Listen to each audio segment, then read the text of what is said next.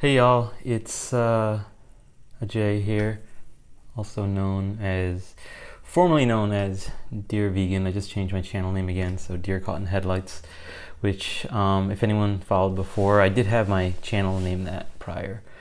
So as you can see by the title of the video, I'm doing kind of a similar thing to what I did 4 months ago, around there, whenever I made my last video. And I'm reviewing now the first fall semester I had in my marriage and family therapy program. I took some rough notes here. I'm going to be looking down on my computer, and I'm traditionally doing this also the night before classes. Again, I actually need to drive to Wisconsin tonight. As soon as I get done this video, car is packed. So just got a sparkling water here. These are really good. Watermelon. So what else here? So I'm going to start off, I'll just say the 5 or 6 things. Hopefully the goal is to keep this in 10 minutes. Goal is to be useful, honestly. So if there's stuff, I hope the volume's good. I tested it. I have a mic here on my chest. You can't really see maybe, but I've been playing around with that. I realized that the volume, you can actually control it with the phone, and that controls the volume of the video. So if it's too loud or not too loud, let me know. Not loud enough. So I'm going to go over the classes I took in the fall. So this is the first full semester I took. If you watched the last video, it was the summer classes I took for the sex therapy track. I took one lifespan course a year ahead. I would have taken it this summer of 2019. So I'm going to take the classes I took, books I used, thoughts before and after, tips of what helped. I will go into then the classes I'm taking this semester. And I want to mention a quick mention. I'm not going to list them all, but mention that I have a long list of videos and on a queue. And then, yeah, I took a note here just to relax. I just want to share from the heart. Because there's so much going on in the world today. I just want to focus on this here, though. So, for now. So, classes I took. Excuse me. Oh my God, that's super rude. I just burped. Well, I'm drinking sparkling water, so I burp. All right, so classes I took, let's start with there. So what I took, and I'm not going to get into really in depth with any of these. If it's helpful, if anyone has questions or wants me to get into more depth with any specific class, a book, any topic that I mention, leave a comment and or message me if you can figure out. I don't know how you message on YouTube, but if you message me on Instagram, my Instagram is also Dear Caught in Headlights. And I think it's spelled the same way. I also have a Facebook page, Dear Caught in Headlights. It's DHEER. Facebook's either with the H or without it. I can't remember. So classes I took were, maybe I'll try to say in the order that I actually took them in. So there was a class I took called Couples Therapy, and I'll say a little bit about it. It was basically like the history of couples therapy.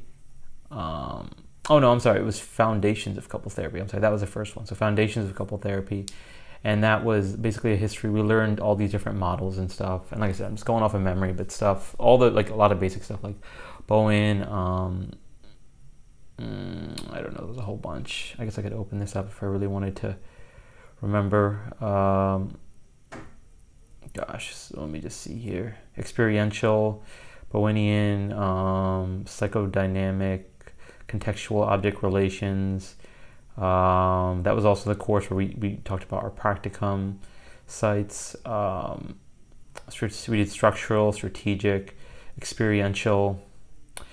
So it's quite a bit. My favorites from the semester, I'll say, were probably experiential, strategic. A lot of my classmates gave me they saw whenever we talk about it, I'd get pretty excited, more excited than they probably normally saw me, my cohort mates, because I think it's like something it's kind of fun. You can kind of have a game with it. You kind of play with people, it's like you play to the things. It's a strategy, and I guess I kind of like that part of it. But I also can recognize that it's not very practical necessarily, in a sense for me, like to feel like I'd actually be comfortable to do and say the stuff I say in a classroom to my classmates instead of like a real client, which we'll find out because I'm applying for practicums now. So later this year I'll start one, hopefully.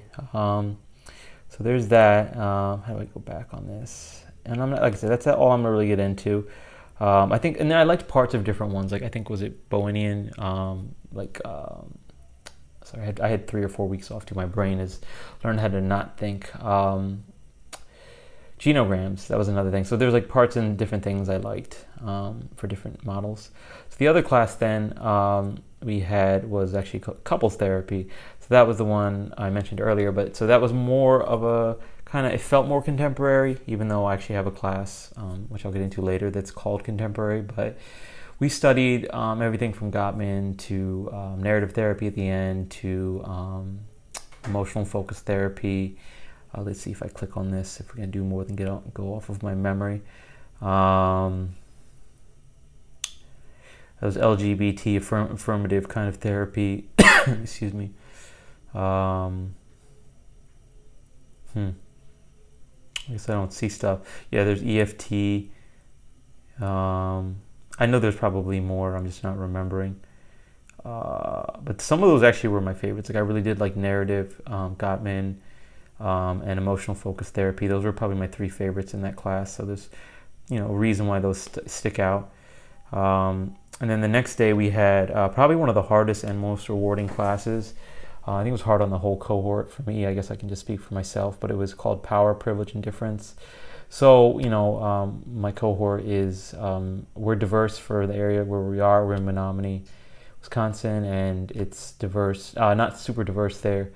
And we've got a pretty diverse cohort, different races and different sexualities and genders, identities, and spectrums and stuff like that. Race, social economics, status, some disability, gender. I feel like I'm probably forgetting a lot, but it's pretty much, I feel like almost every area of difference. We have a lot covered, even though it is predominantly, our cohort's predominantly white. So I'm one of the few people of color in there. So, we learned so much in that class. I don't want to get into it too much. I'm already at 7 minutes, but I could get into it. If anyone's interested, let me know. I feel like I could probably do a series of videos on that class, but I could definitely, and I do have topics listed of it, but I could even do a whole video on it. But I guess the thing I'll say for now is there's some great tools in the time of day and time we live in. I'm not making eye contact here. I should do that more. But basically, where it's there's things that responsibilities that people can do. That's the one thing I want to say. So if you belong to, the big takeaways I would get is if you belong to a group that's subjugated, there's responsibilities like working through voicelessness, and then being in the dominant group, being in a dominant group, things like focusing on affect, not is it affect or affect, and not intent,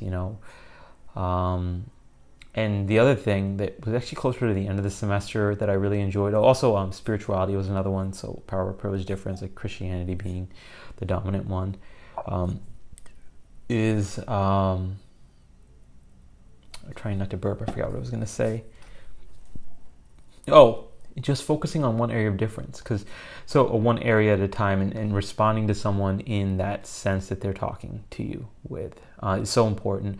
And that's something I struggle with, because I was like, well, okay, if I'm coming from my masculine identity, and but I'm also a person of color, and I'm talking to a white female, someone that identifies as a female, like how does that work? Because there's differences, and then it's just responding in that, because I want to honor that, but it's just honoring that and then having the other stuff be a separate conversation. Okay, so that's all I'll get into for there now. And then the other class, I guess the last class I took was diagnosis, which that's exactly what it sounds like. We studied the DSM, which I'll roll over into books next year, jump right into it. But so that's pretty much what it was. We took quizzes and things where we had cases, and all these classes had papers and things. Lots of papers, mostly papers, some quizzes. There was a quiz at the end for my diagnosis class that was to prep us for our licensing exam for marriage and family therapy. It was tricky. I got frustrated. It was tricky because it felt like there were trick questions, like even in the wordings of the questions. I appreciate that our professor did that, because I think that's like it was meant to mimic it, and I know our school has a high pass rate for that, so I trust their process. I just want to make sure I'm on track for this video here. What else I wanted to say? So books I use. Yep, that is next. So books. So one book that's not on here listed that we did have was My Grandmother's Hands. Great book. It was talked about black bodies, police bodies, and white bodies. Great. I feel like it's so pertinent in today, and it has to do with somatic experiencing. There's plenty of exercises in there. There was also a clinical handbook of couple therapy. To be honest, there was a lot of skimming with that book, but it pretty much had models of therapy. That was for. So the first book was for. I'm trying to think if it's better to just list them or say for what classes they were for. So if I go out of order here, okay, let me try to go in order again. So family therapy, concepts and methods was the one we had for my family therapy course, the first one I mentioned. And then for the next course, we had the other couples therapy course. We had clinical handbook of couple therapy and the handbook of LGBT affirmative couple and family therapy. So great books. And then I'm just looking up. I hope the memory makes it. I had to delete a bunch of stuff on my phone. I'll keep going, but I just want to make sure it makes it lengthwise. And then for my Power, Privilege, Difference course, then the next day, it was Power, Privilege, Difference. We had What Does It Mean to Be White? Great book, D'Angelo. Really, really breaks stuff down. Highly recommend it to anyone. We also had, there was some book, I think it was kind of like, I felt like it was narrative therapy about children. It was a digital book, like how to work with adolescents. If anyone's interested in that, let me know. I can look it up. And then maybe I'll just post it in the comments in the description. So these other books, what else? Oh, there was a fundamental of marital therapy. Where's the one, the Crucible, the Family Crucible? Was one we read for my family therapy course. There's also Revisioning Family Therapy, Passionate Marriage, Intercultural Couples, Fundamentals of Marital Therapy, and then there was a small book, just like a Pioneers one. So that was pretty much it. That's a lot. 4, 5, 6, 7, 8, 9, 10. It's like 12, 13 books or something like that. So it's a lot. So now the next thing with the topics I want to get into is tips and what helps. So this is a good section here. So, and I could understand I could make this separate videos, but I'm just going to try to push through it because I don't really have time to edit. It's already been long enough that I haven't made a video. So studying with classmates, I just wrote a couple things down. That helped a lot, especially towards the end, just as motivation and stuff, to keep each other accountable. Organization. I say that because grad school can be lonely, so it's helpful. Organization or system that you use, something that works for you. And I may have mentioned this before. So I use Dropbox. That helps me a lot. And then Evernote. So Dropbox is to like organize all my class stuff. I don't even keep like a binder. Paper copies I just stuff in one folder, but I organize stuff in Dropbox as best I can, different classes, and then even at the end the classes into a semester. So now I just did that earlier tonight because I don't want them spread out unless it's the current semester.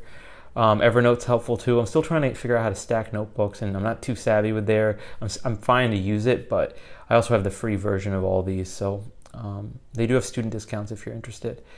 So what else? I wrote down things like study what you love. So use your inspiration as a guidance and try to relax. Ask for help. I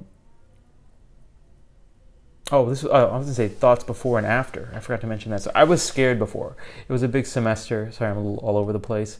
But I guess the thing I want to say about that is it's really supportive. Professors were supportive. Classmates are supportive. And just aside from that, having as much of a support system as you're able to, whether that's, through, friends or different, made families that you create, or your own family. A lot of times, though, professors, they have flexibility. People want to see you succeed. Your cohort does, your family hopefully does. And that is just really, really take advantage of that in the sense that, be vulnerable, be open, communicate. I think more than anything, professors just want you to communicate. So many times they're like, hey, if you needed an extension, I'll give you one, things like that. It's different than undergrad. So then back to the tips of what helped then. Studying what you love, that obviously helps. Asking for help. And then the other thing, I heard something about procrastination I really liked, where it said procrastination, this isn't the exact quote, but It's like procrastination is okay because it means you care, or that's kind of what it means, you know. And I like that. It makes sense because a lot of times for me, it's like I get so wound up about doing something. I think about it, and we spend time thinking about it because we want to perfect it, and then we just do it by the time it's time to do it. And I'm not saying that's how I am with everything, because I do feel like I, not half-ass stuff, but I do feel like, I can be better organized. But just for those of you that are procrastinators, it's okay. It's perfectly okay. It means you care. So you don't let people shame you for that.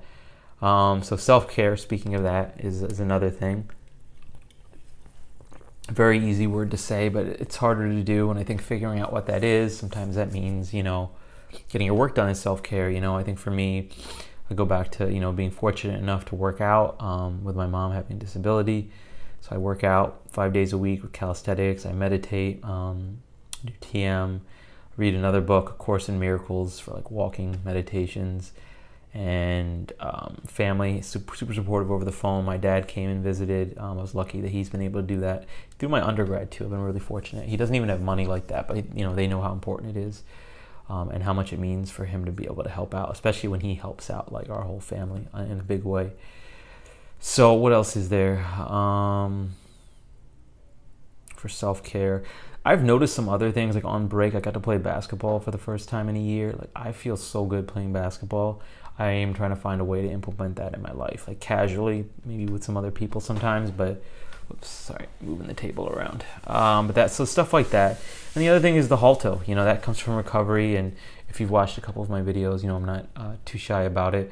I'm in recovery, I'm sober, and HALT is an acronym, if you're familiar, from recovery is where it's taken from. And it was really cool. We spoke about that in my diagnosis class. So it stands for hungry, angry, lonely, tired. And it's things that, when you have one of those things, kind of stop and fulfill one of those needs. Well, my professor in diagnosis course, they mentioned, HALTO, which that's only what I'm going to use because it makes complete sense. And it de-shames an area of our life which I feel like is highly shamed, which is sexuality, which I want to make so many videos about at some point. We'll see.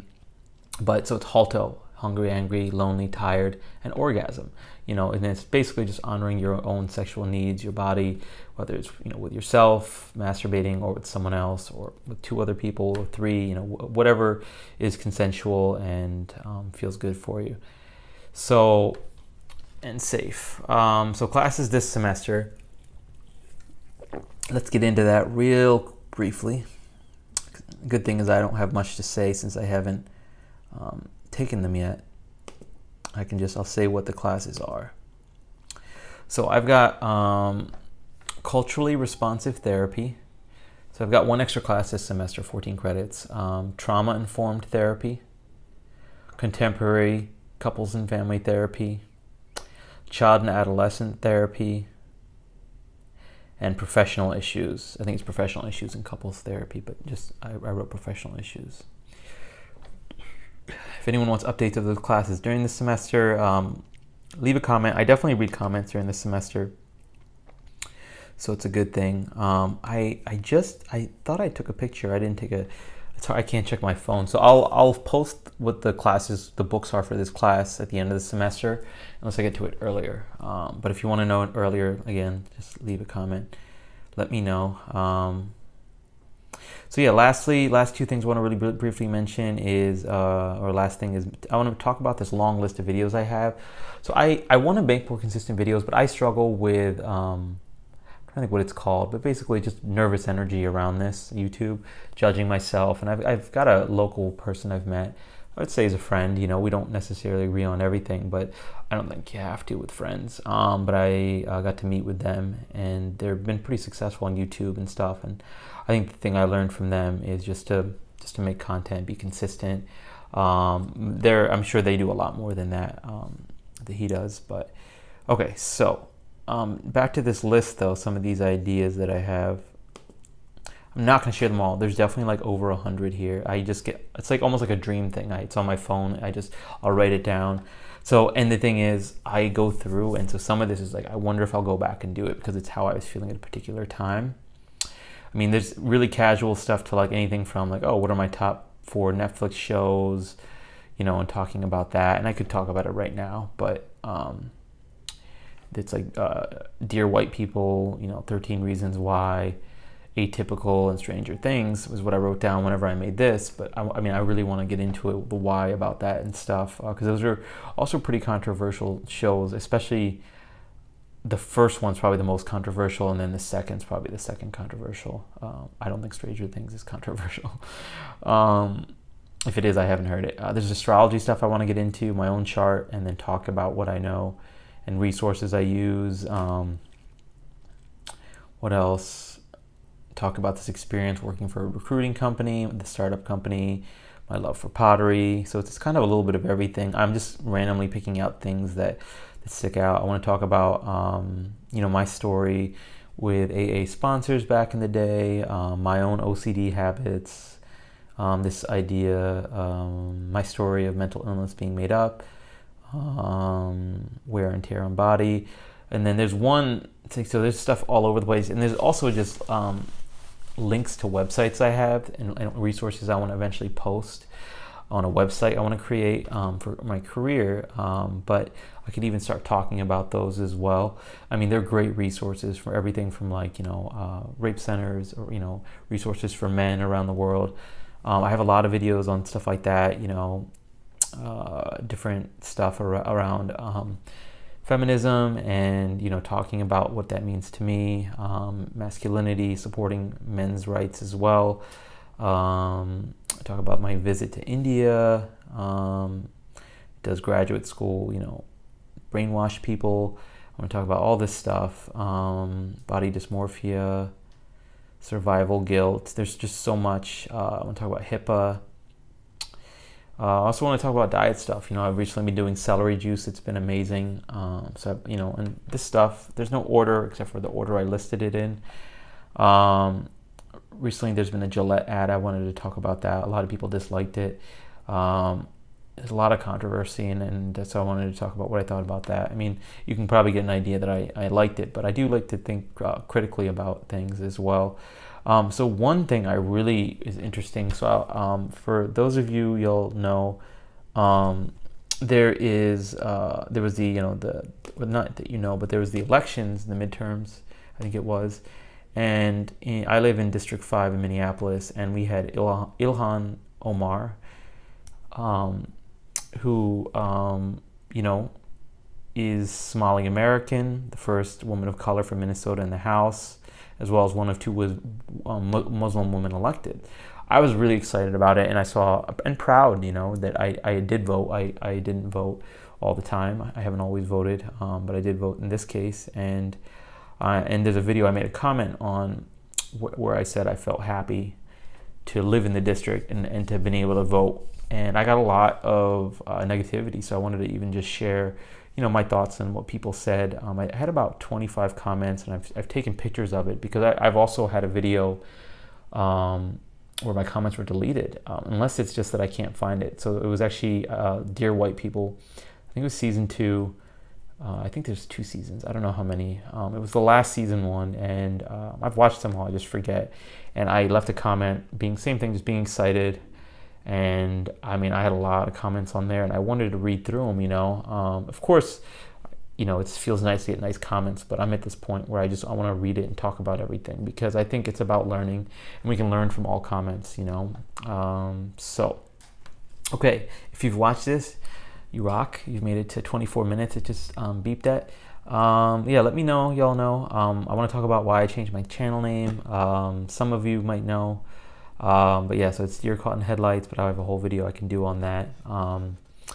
I think it basically, in short, I'll say I think it symbolizes a couple things for me, like this idea of trauma, which is what the deer is, this fight, flight, or freeze.